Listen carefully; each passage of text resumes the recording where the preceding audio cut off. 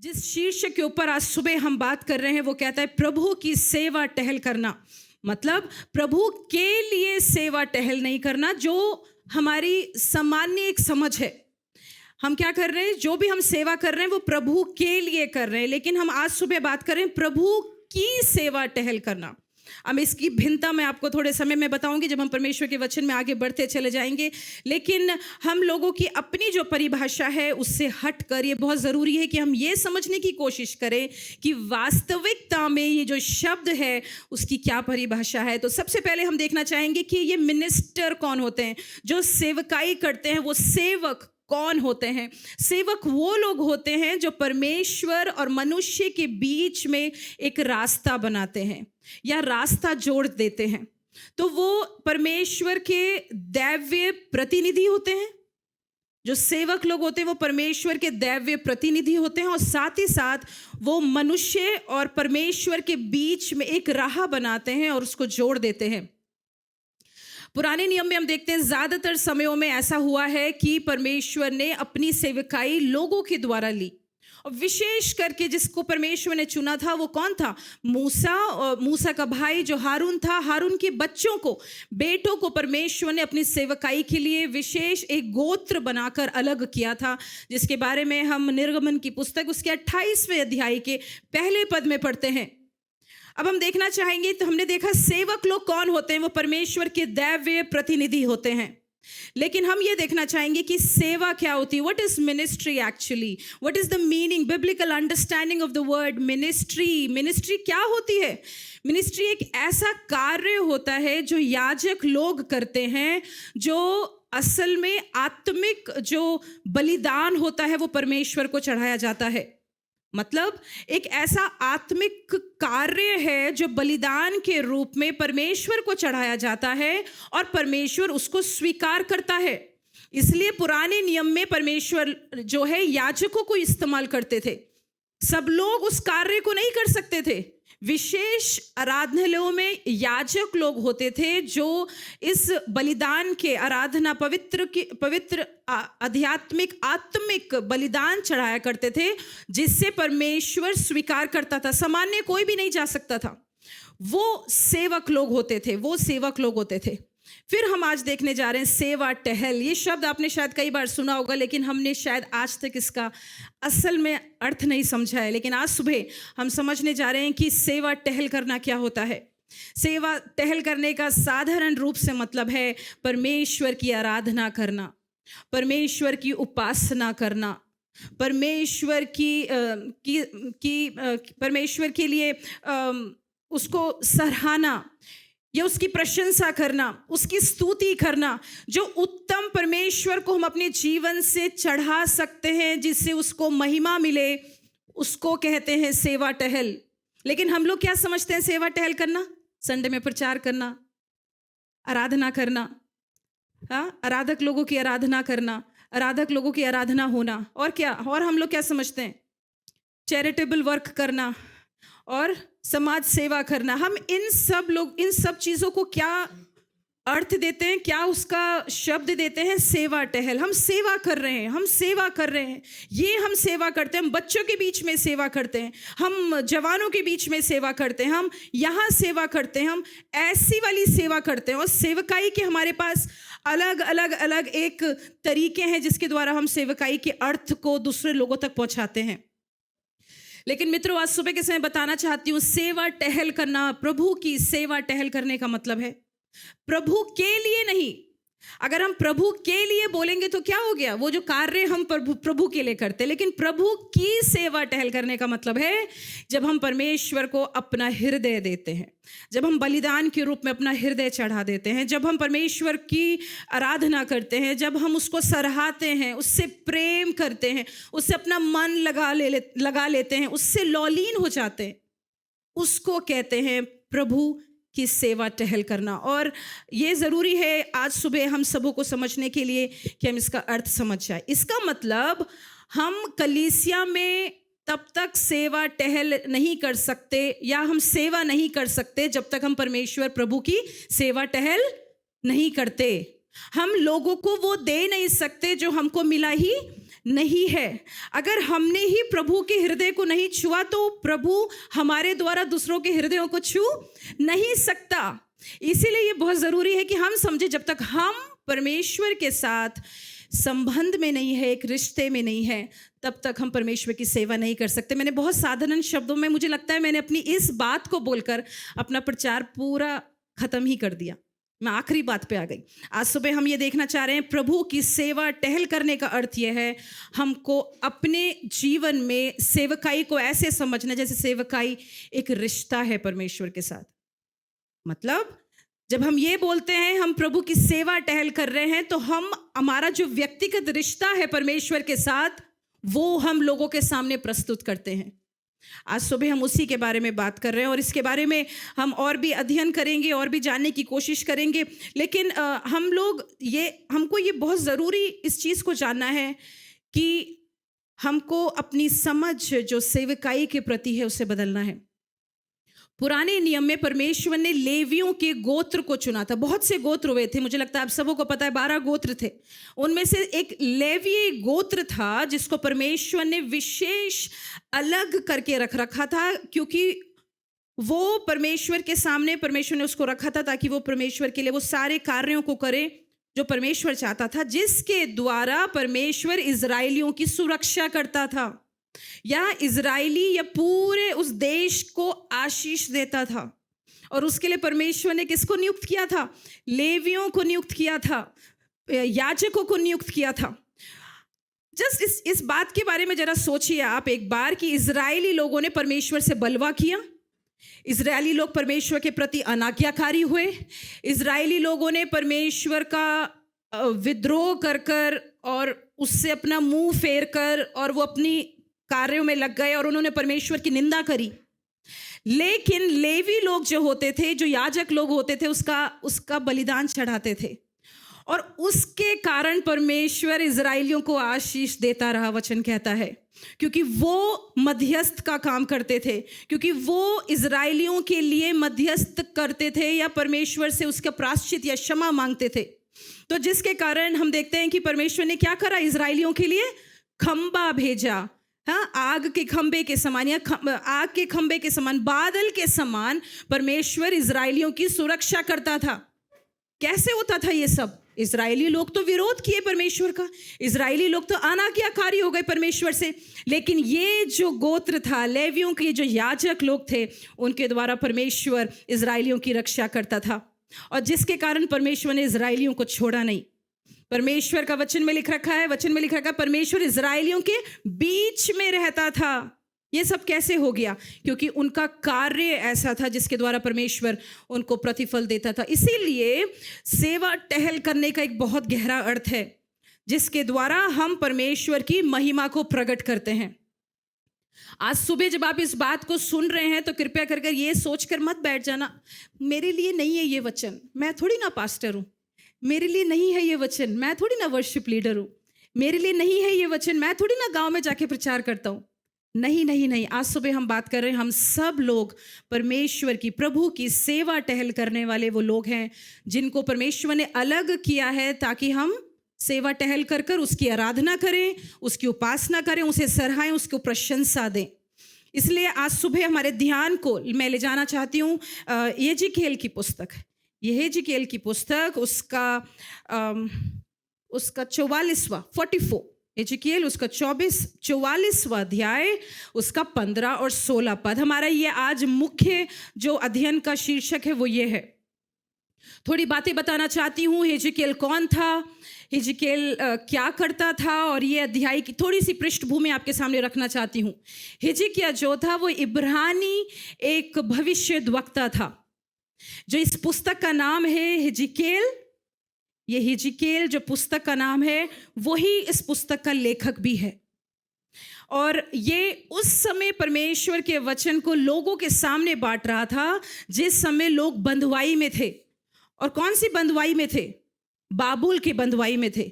और हिजकिय्याह हिजकिय्याह के द्वारा परमेश्वर इज़राइलियों को ये बताना चाहता था कि मैं तुम्हें पुनः वापस फेर लाऊंगा। तुम बंधुआई में तो हो, तुम इस समय जो हो गुलामी में तो चले गए हो, लेकिन तुम वापस आ जाओगे। इस बातों को बोलने के लिए परमेश्वर ने हिजकिय्याह को चुना था। तो इज़राइलियों का पतन हो चुका था और वो बंधुआई में थे, लेकिन परमेश्वर अपने दास हिजकिय्याह के द्वारा इस पूरे जो पुस्तक है उसमें बातें कर रहा है।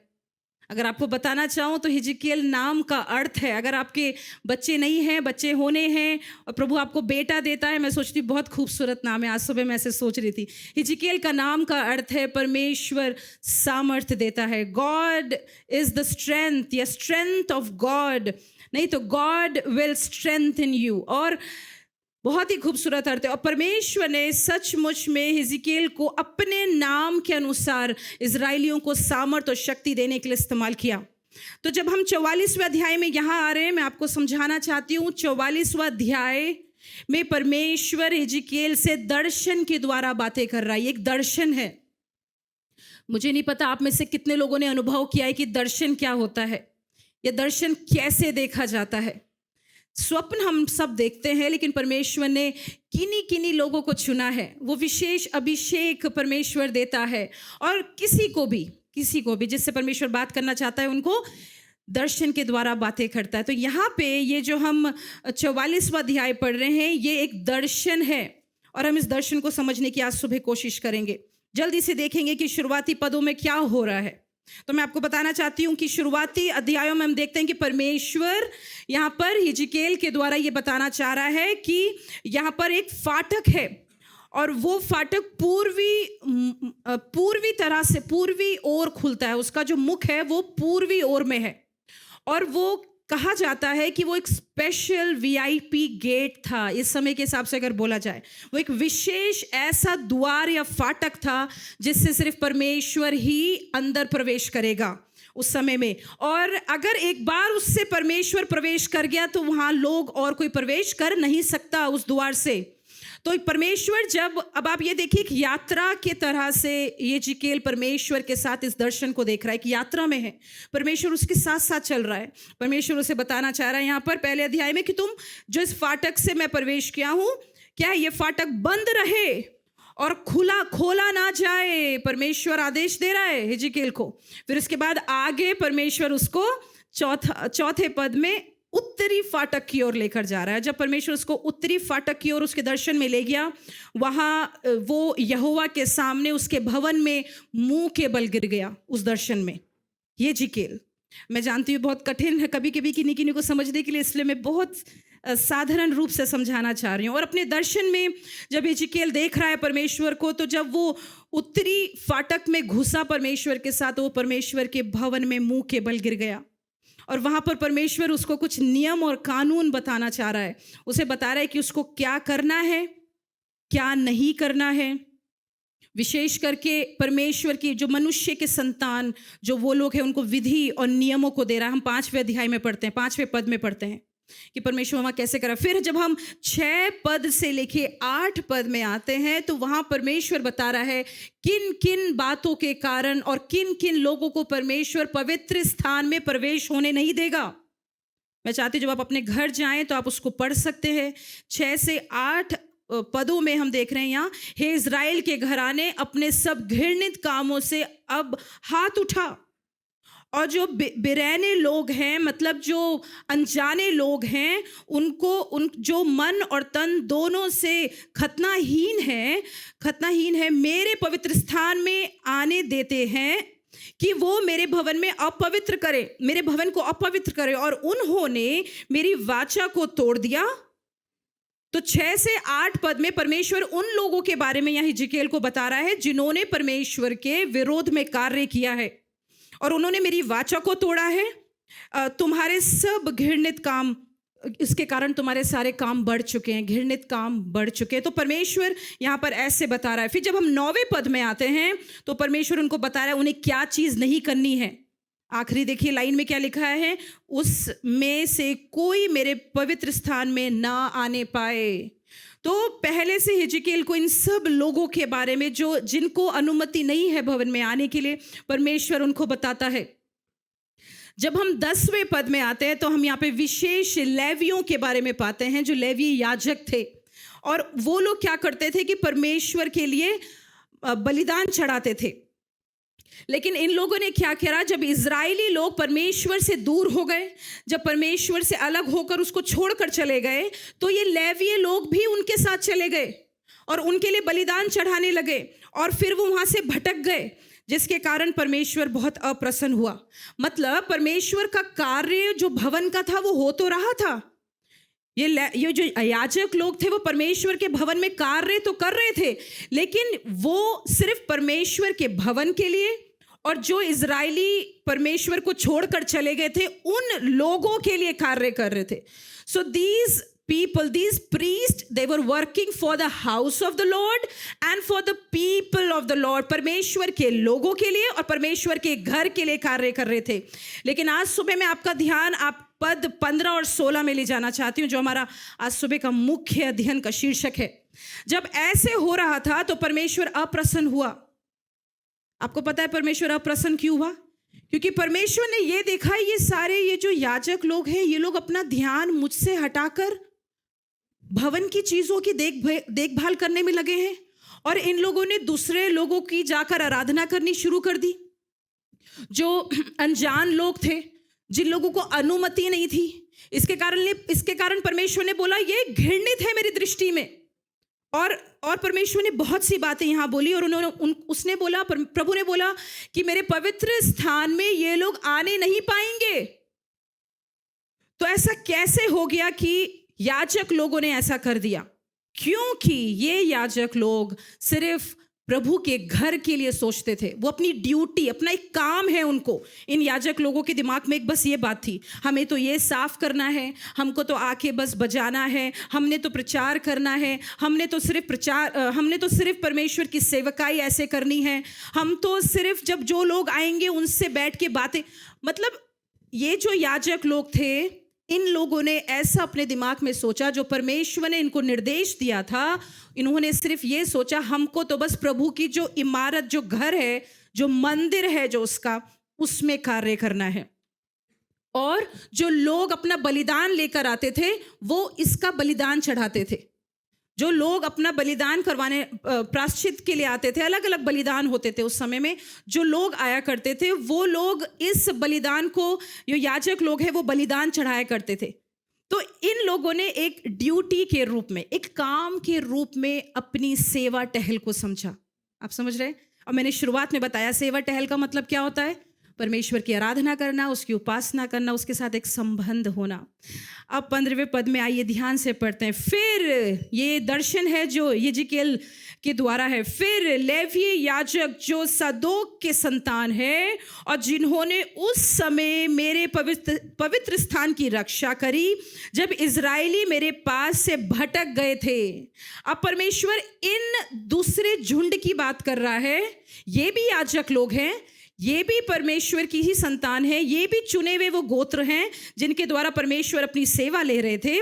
लेकिन परमेश्वर यहाँ इन लोगों के बारे में थोड़ा हटकर बात कर रहा है। और देखिए क्या कहता है उनसे कि जब मेरे इजरायली लोग मुझसे भटक गए थे तो ये वो झुंड था जो मेरे पवित्र स्थान की रक्षा करता था और मेरी सेवा टहल करने को मेरे पास आया करे। परमेश्वर यिजकेल से दर्शन में ये बताना चाह रहा है कि ये जो झुंड है जिन्होंने मेरी भवन की रक्षा करी, क्योंकि जो दूसरा झुंड था उसने क्या करा? परमेश्वर के भवन को घृणित कर दिया, उसके भवन को अशुद्ध कर दिया। लेकिन प्रभु कह रहा है ये जो झुंड है उसने मेरे पवित्र स्थान की रक्षा करी। जब इजरायली लोग मेरे पास से भटक गए थे, वे मेरी सेवा टहल करने को मेरे समीप आया करे। तो सबसे पहली बात यहाँ परमेश्वर कह रहा है कि वो लोग मेरे समीप आया करे। परमेश्वर ने ऐसा क्या देखा कि परमेश्वर इन लोगों को ऐसा कह रहा है? अभी तो वो कुछ और कह रहा था, मेरे पास से दूर हो जाए, मेरे भवन में ना आए, है ना। अभी तक 14 पद तक हमने क्या देखा? परमेश्वर कह रहा है याजकों से, लेवीय याजकों से, ये मेरे पास ना आए, मुझसे दूर हो जाए, पवित्र स्थान में ना प्रवेश करे। और अब परमेश्वर एकदम से यहाँ पर कह रहा है कि वो क्या करे? मेरे पास आए। मैं बताना चाहती हूँ ये वाला जो झुंड था वो पहला वाले जो याजक थे, उन लोगों ने परमेश्वर की आज्ञाओं के लिए वो चीज़ नहीं करी जो सेवा टहल करनी थी उन्हें। लेकिन ये जो झुंड है वो परमेश्वर की सेवा टहल करता था।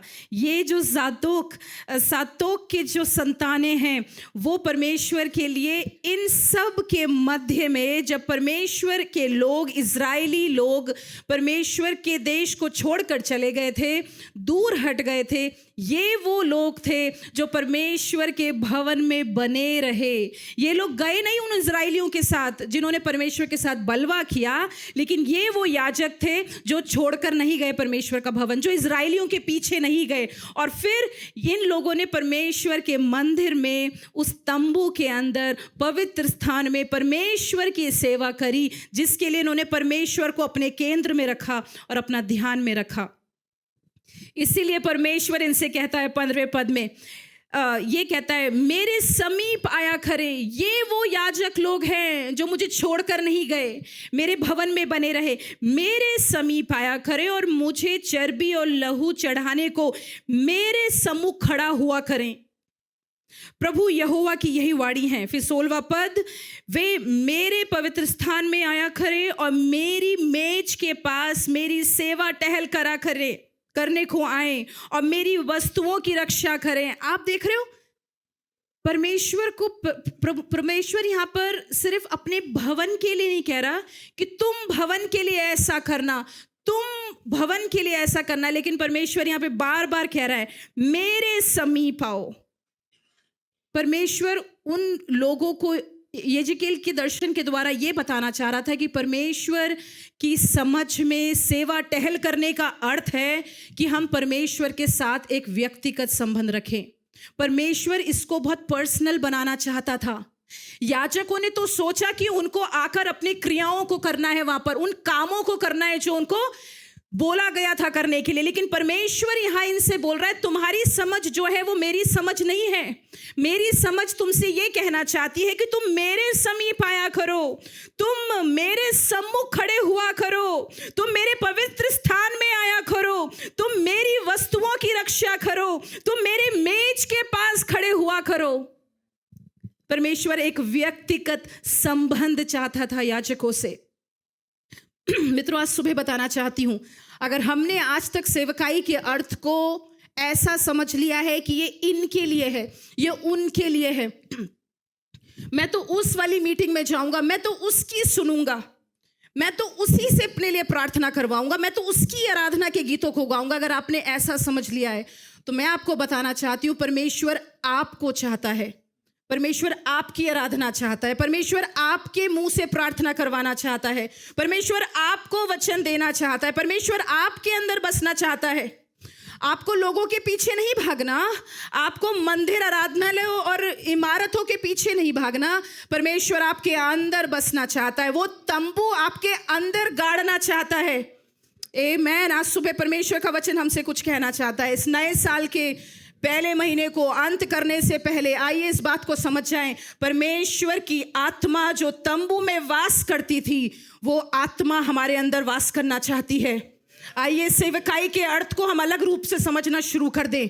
समझ जाएं कि हमको सेवा टहल करने वाले बनना है। हमको शायद एक टाइटल नहीं मिला है अभी तक, शायद हम ऑर्डेन्ड नहीं हो गए हैं, शायद हमको लोगों के सामने लाइसेंस नहीं मिला है सेवकाई करने का, लेकिन परमेश्वर हम सबों से ये चाहता है एक घनिष्ठ संबंध, एक व्यक्तिगत रिश्ते में हम आ जाएं। जब हम परमेश्वर के साथ एक व्यक्तिगत रिश्ते में आ जाएंगे, आप अपने आप से सेवकाई करना शुरू कर देंगे, आप अपने आप से लोगों के लिए प्रार्थना करना शुरू करेंगे, आप अपने आप से लोगों के सामने प्रचार करना शुरू कर देंगे। आपको किसी को बोलने की जरूरत नहीं पड़ेगी, आप प्रचार करिए भाई, आप गीत गाइए ना बहन, आप ऐसा करिए, आप हाथ उठाइए ना, किसी को बोलने की जरूरत नहीं पड़ेगी। क्यों? क्योंकि आपके अंदर आपने परमेश्वर को समा लिया है। इसलिए यहां पर परमेश्वर ने 2 प्रकार के झुंडों के बारे में बताया। एक पहला झुंड है जिससे परमेश्वर बहुत दुखी है, परमेश्वर का दिल टूट चुका है, परमेश्वर बहुत क्रोधित भी है। साथ साथ परमेश्वर कह रहा है ये घृणित है जो तुमने किया है, क्योंकि तुमने सिर्फ इसको एक कार्य के रूप में समझा, अपने याजक होने के काम को, और तुमने क्या करा, मेरे लिए ये किया वो किया। मैं तुम्हें अनुमति नहीं देता, मैं तुमको आने नहीं दूंगा, क्योंकि तुम इन इजराइलियों के साथ, जिन्होंने मेरे साथ बलवा किया, धोखा दिया, तुम इनके पीछे पीछे चले गए और तुमने इन लोगों के लिए बलिदान चढ़ाया। लेकिन मैं इन लोगों से, जो 15 और 16 पद में जो ये याजक लोग हैं, जो परमेश्वर के भवन को छोड़कर नहीं गए, जो उसके साथ धोखा नहीं किए, जिन्होंने अपनी दृष्टि सिर्फ परमेश्वर की ओर लगा के रखी, जिन्होंने अपना संबंध प्रभु के साथ रखा, परमेश्वर इनसे प्रसन्न हुआ। और फिर परमेश्वर ने बोला, और ये वो समय चल रहा है जब बंधुआई थी। उस बंधुआई के समय में कितनी बार हमारे साथ होता है, सेवकों के साथ विशेष करके, कि जब कठिन समय आता है, जब कुछ भी होता है, तो हम बहकने लगते हैं। इस इंसान ने बोला तुम ये कर लो, वो करने लग गए। उसने बोला तुम ये कर लो, वो करने लग गए। हम क्या करते हैं? परमेश्वर के सामने टिकते नहीं हैं, बैठते नहीं हैं, इंतजार ही नहीं, धैर्य नहीं है, सब चीज एकदम से हो जाए। परमेश्वर की आत्मा जैसे मुझे बुलवाएगी, मैं प्रभु की आत्मा के द्वारा आज सुबह बोलना चाहूंगी। होने पाए हम लोग ये समझने पाए अपने जीवन में कि प्रभु चाहता है कि वो हमारे लिए, जो हमसे सेवा लेना चाहता है, वो हमारा रिश्ता होना चाहिए। Your ministry is your relationship with God, my friends. The definition of our ministry is our relationship with God. आप जो सेवा टहल करते हैं, वो आपका संबंध है प्रभु के साथ। अब आपकी जितनी अद्भुत सेवकाई होगी, वो प्रकट करेगी कि आपका संबंध परमेश्वर के साथ कैसा है। साधारण शब्दों में, आपकी प्रार्थनाओं में जितना अभिषेक होगा, लोग जितना आपकी आराधना और आपके सेवकाइयों के द्वारा लोग उद्धार पाएंगे, लोग आपकी एक एक प्रार्थनाओं से परमेश्वर लोगों के द्वारा कार्य करेगा, आपके द्वारा कार्य करेगा।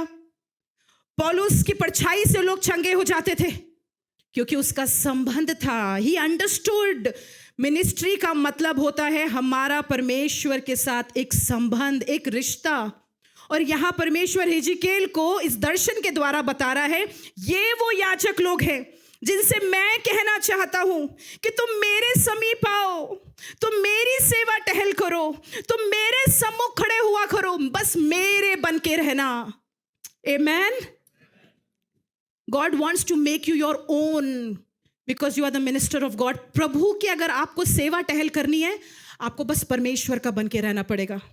आज सुबह परमेश्वर ने आपको विशेष ये अभिषेक देना चाहता है कि आप लोग परमेश्वर के लिए अलग हो जाएं, सामान्य और लोगों के समान नहीं, विशेष वो लोग बन जाए।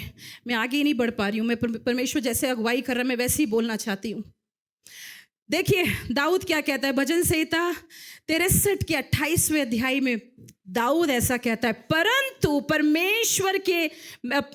परमेश्वर के समीप रहना यही मेरे लिए भला है।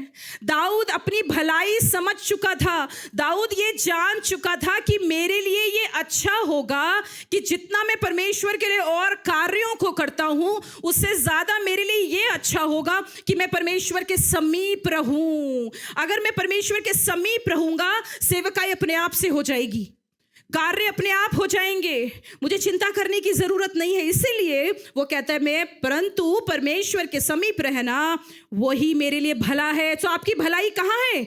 सेवा टहल करने में। क्या है आपकी सेवा टहल करने का अर्थ? आपकी आराधना, आपकी उपासना, आप जो परमेश्वर को उत्तम दे सकते हैं। इसीलिए सेवा टहल करने का साधारण रूप में अर्थ है आपका ध्यान सिर्फ परमेश्वर है, आप सिर्फ परमेश्वर के लिए केंद्रित है।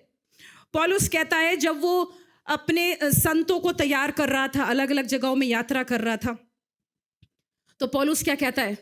मैं मसीह को जानना चाहता हूं।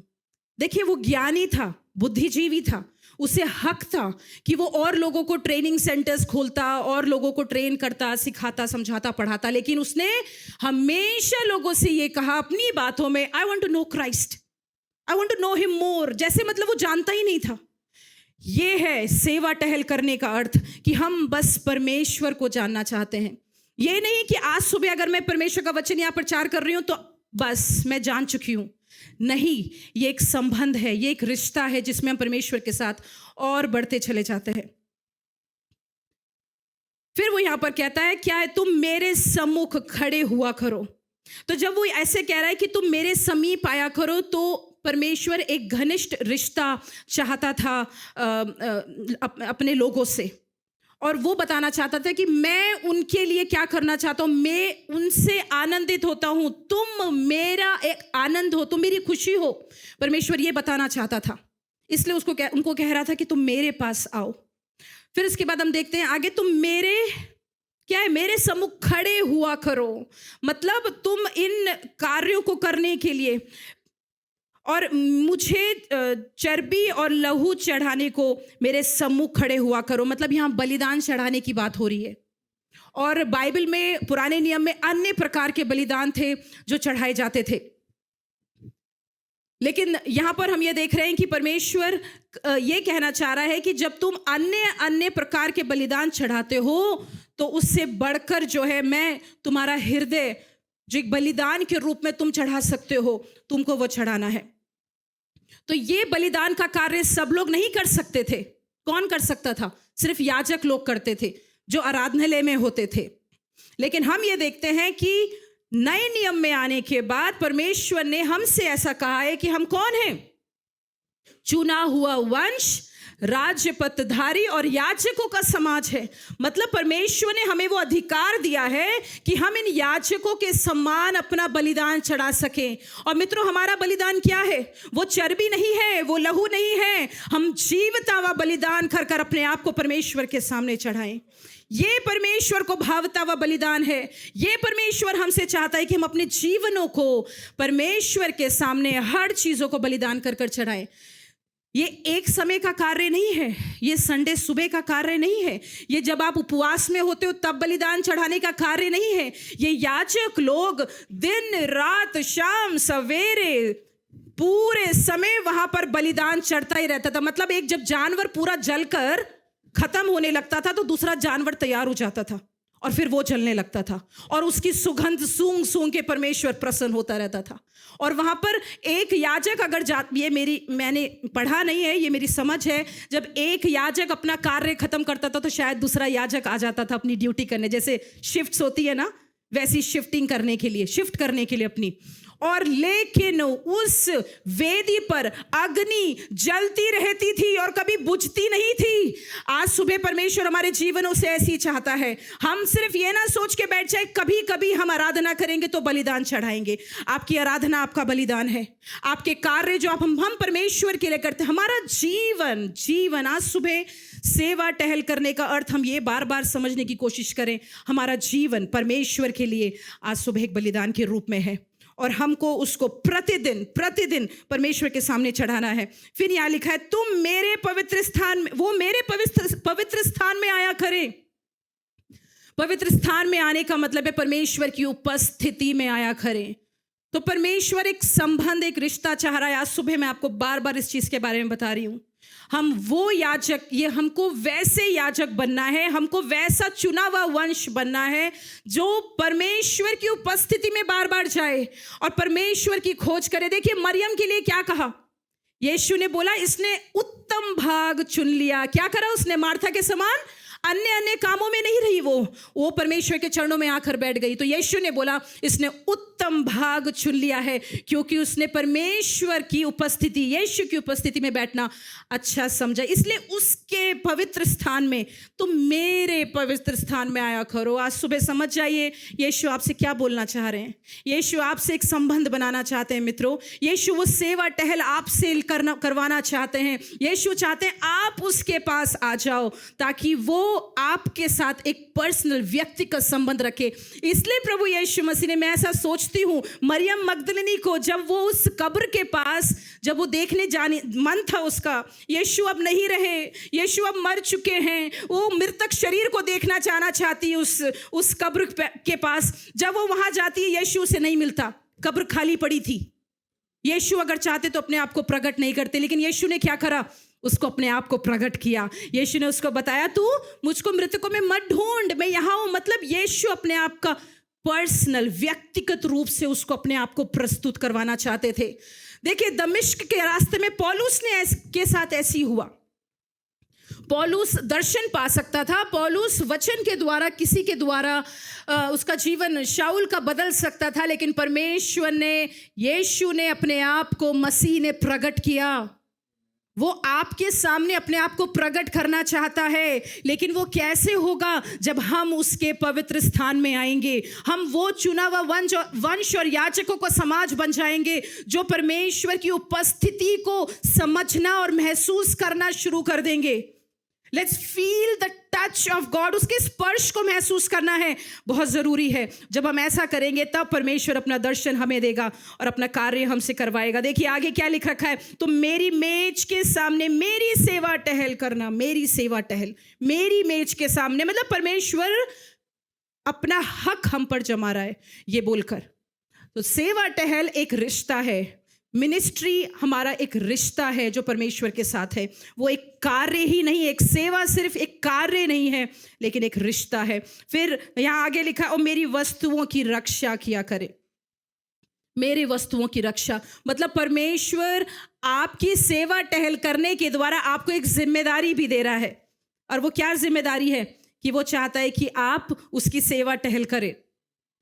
मैंने कुछ कोट्स हैं जो मैंने अपने आप से लिखी, जो परमेश्वर मैं तैयारी करी थी तो प्रभु ने मुझे दी। सक्सेसफुल मिनिस्ट्री मेरे पास लिखी हुई नहीं है, इसलिए मैं पढ़ नहीं पा रही हूँ। Successful ministry lies in the heart of the Lord. जो सेवकाई है, एक सफल सेवकाई है, वो परमेश्वर के हृदय में ही बसती है। मतलब हम कुछ अपना नहीं करते हैं। हम ये ना बोले कि मैंने ये सेवा करी, ये मेरे द्वारा हुई है, मैंने ऐसा किया तो प्रभु ने ऐसा कर दिया। हमारा कुछ भी नहीं है। जो भी कुछ है, सेवकाई जो फूट कर हमसे निकलती है ना, वो परमेश्वर का काम है, वो हमारा संबंध है। अगर आप चाहते हैं कि आपकी सेवकाई परमेश्वर बढ़ा दे, अगर आप चाहते हैं कि आप प्रचार करें और आराधक बने, उसके लिए आपको एक संबंध चाहिए परमेश्वर के साथ, एक व्यक्तिगत संबंध। और पता है वो क्या होगा? जब वो ऐसा व्यक्तिगत संबंध होगा तो परमेश्वर अपना हक आपके ऊपर जमाएगा, वो हक जमाएगा आपके ऊपर।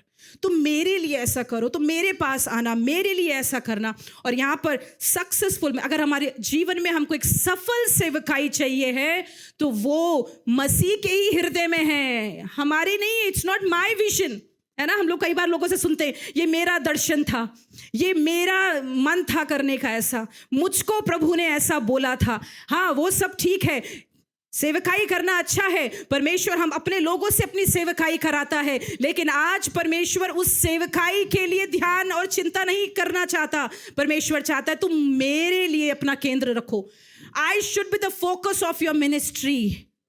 I should be not the house of the Lord, not the people of the Lord जो वहाँ आते थे, but me, myself। ऊपर में हम देखते हैं याजक लोग सिर्फ भवन के लिए सोचते थे, सिर्फ बलिदान चढ़ाने के लिए सोचते थे, सिर्फ लोगों के बारे में सोचते थे। लेकिन यहाँ परमेश्वर कह रहा तुम मेरे लिए सोचो, मेरे लिए तो करते हो सब कुछ, मेरे लिए सोचो, मुझसे संबंध बनाओ। ये परमेश्वर कहना चाहता है। रोमियो की पुस्तक उसके 11वें अध्याय के 36 पद में लिखा है, क्योंकि उसी की ओर से, उसी ही के द्वारा और उसी के लिए सब कुछ है। समझ रहे हैं हम? आज सुबह सेवकाई, सेवा टहल करने का मतलब हमारी कलीसिया आज सुबह समझ गई ना। हालेलुया। हमारी कलीसिया अगर समझ गई, हम विश्वास करते परमेश्वर अद्भुत काम इस साल करेगा। तो परमेश्वर हमारे अंदर कार्य करना चाहता है। हम जो भी कुछ करते हैं हम उसी की ओर से करते हैं, हम उसी के द्वारा करते हैं और उसी में होकर हम सब कुछ करते हैं। सो परमेश्वर हमसे प्रेम करना चाहता है। परमेश्वर चाहता है कि हम इंतजार करें, कि हम उसकी आज्ञाओं को माने, और परमेश्वर चाहता है कि हम उसकी इच्छाओं पर चलकर उसके कार्य को करने पाए। तो मतलब एक व्यक्तिगत संबंध परमेश्वर चाह रहा है। यहाँ दाऊद के लिए, दाऊद ऐसा कहता है, मैं यहोवा के समीप गया तब उसने मेरी सुन ली। तो कैसे हुआ? उसके समीप वो गया, दाऊद यहोवा के समीप गया। ये बहुत ज़रूरी है हमारे लिए। कुछ पद थे जो मैंने लिखे थे, लेकिन कुछ मैंने जो बातें अपनी तरफ से लिखी थी उनको पढ़ना चाहती हूँ। मैं नहीं चाहती कि ये छूट जाए, क्योंकि प्रभु ने मुझे दी थी। इसकी अगली स्लाइड। ओके, ये M.E. बार्बर ऐसे कहते हैं, whoever cannot stop working for the sake of God। जो लोग भी अपने आप को रोक नहीं पाते परमेश्वर के कार्य को करने के लिए, cannot work for the sake of God, वो परमेश्वर के लिए काम नहीं कर सकते। कई लोग आपने देखे हैं, वो रुक नहीं सकते, परमेश्वर के लिए कार्यों को करने में लगे पड़े हैं, लेकिन वो परमेश्वर का काम नहीं, परमेश्वर के लिए नहीं कर सकते। परमेश्वर के कामों को कर सकते हैं, लेकिन परमेश्वर के लिए नहीं कर सकते। एक संबंध के बारे में मैं बताना चाह रही हूँ आज सुबह। अगली बात देखना चाहेंगे, ये मैंने अपने आप से लिखी हुई बात है। God does not live into the buildings, inside the buildings. परमेश्वर इमारतों में नहीं रहता, God lives inside the builders. परमेश्वर के राज्यों को निर्माण करने वाली उन इमारतों में रहता है।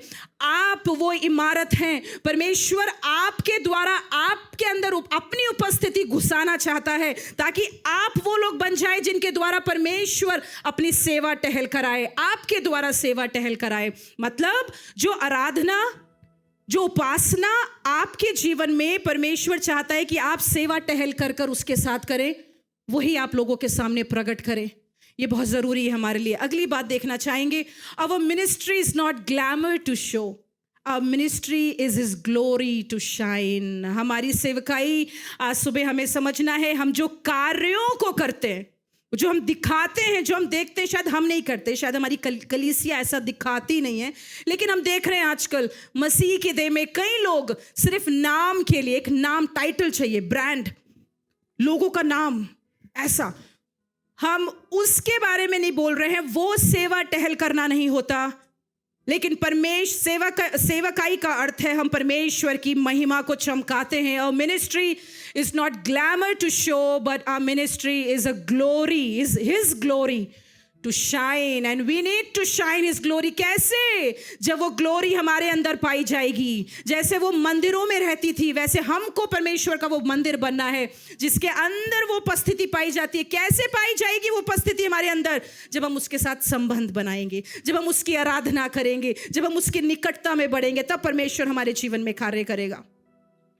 कुछ बातों को बस जल्दी से कहना चाहती हूँ।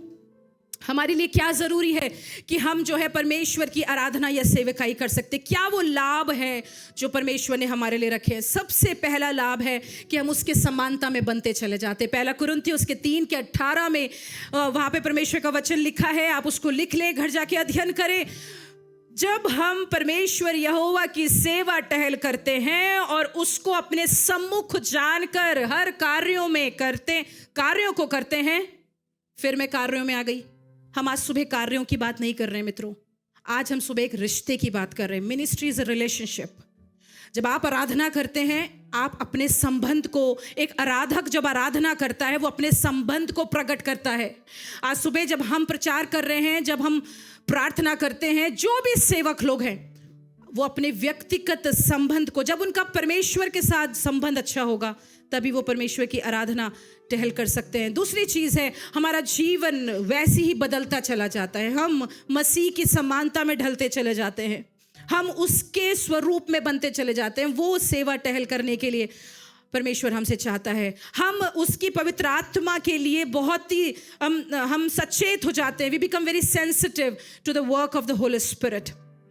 और दूसरी बात, हम अपने अभिषेक में और भी दूसरे स्तर पे पहुंच जाते हैं। आप में से कितने लोग चाहते हैं इस साल, परमेश्वर मैं एक नए स्तर पे बढ़ना चाहता हूं, उसके लिए परमेश्वर मुझको तेरी सेवा टहल करनी है, तेरे भवन में ही नहीं सिर्फ, लेकिन मेरा व्यक्तिगत संबंध मुझे चाहिए है। उसके बाद इसके द्वारा हमारे जीवन में परमेश्वर बहुत आनंद और खुशी देता है जब हम परमेश्वर की सेवा टहल करते हैं, और हमारे अंदर एक हियाव देता है कि परमेश्वर अपनी प्रतिज्ञाओं को हमारे जीवन में पूरा करेगा। सबसे ज़्यादा एक उत्तम आशीष है जो परमेश्वर जब हम सेवा टहल करते हैं देना चाहता है, और इसके बाद हम प्रार्थना करने जा रहे हैं। सबसे उत्तम आशीष है जब हम परमेश्वर की सेवा टहल करते हैं, जो परमेश्वर हमें देना चाहता है या इससे होती है। इसका लाभ जो होता है वो ये है कि हम परमेश्वर को खुश कर देते हैं। आप में से कितने लोग परमेश्वर को खुश करना चाहते हैं? हमारा सेवा टहल करना, हमारा रिश्ता परमेश्वर के साथ जब होता है, परमेश्वर उससे खुश हो जाता है। जब वो आपको अपने समीप बुलाता है, आपसे अपने कार्य कराते हो, मेरे लिए मेरे पास आओ, मेरी सेवा करो, मेरा कार्य करो। जब परमेश्वर ऐसे करवाता है हमारे जीवन से, और जब हम आज्ञाकारी हो जाते हैं, जब एक संबंध हमारा उसके साथ बन जाता है, पता है क्या है? परमेश्वर अपना लाभ ढूंढता है उसमें, परमेश्वर अपनी महिमा ढूंढता है उसमें, परमेश्वर अपना आनंद उसमें ढूंढता है।